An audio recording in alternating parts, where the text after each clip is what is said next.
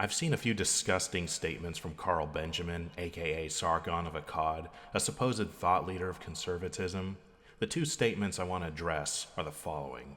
I have decided to apologize to Jess Phillips for insulting her. She is right that our politics have coarsened over the years, and I regret contributing to that. I hope Jess will accept my apology in the spirit in which it is given. Not only did Sargon say this, but he pinned this tweet to the top of his timeline, and it remains there to this day.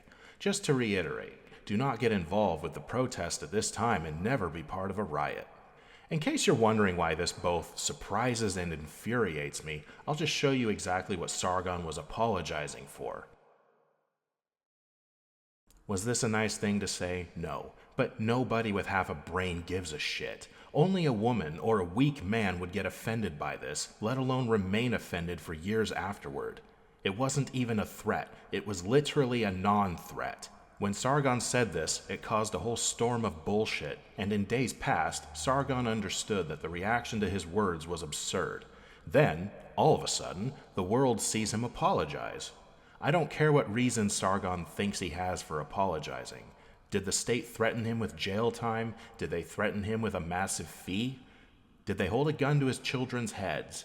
Okay, with that last one being the only possible exception, and only because it would pose immediate mortal danger to his children, there is no punishment that should have scared Sargon into becoming a little wuss bitch. And this brings me to today's lesson, and I'm sure I'm going to have to give this lesson many times across the course of this series. If men don't fight for what's right, then evil wins. It's a simple calculus. The only thing that keeps evil at bay is resistance. Men are obligated to stand their ground and to push back. Weakness is how the West got in its current condition, and weakness will keep it in its current condition. Fighting for what's right is not clean, it is not straightforward, it is not simple, and most importantly, it always requires sacrifice. Every era of human history has required sacrifice. People died to win America's independence. People died to stop Hitler. People died to stop the advance of the Japanese in World War II.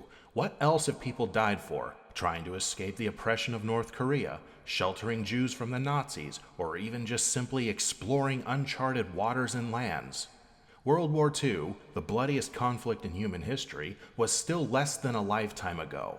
There's never been a bloodless period in all of history. There is no victory without sacrifice. Now, for anyone who wants to tell me, why don't you join the protests? Or any similar scorn. Simple fact is, I don't live in the UK. I've never even been to the island. But I promise that if this kind of madness reaches my homeland, I will act as I see fit. I have been harassed and stalked and doxxed by communists, and I still have never cowered to their will.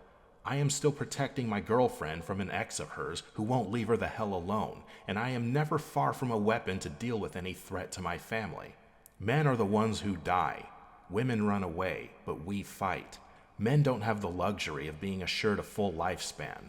Would you want to die of old age anyway, knowing you cowered from a necessary fight?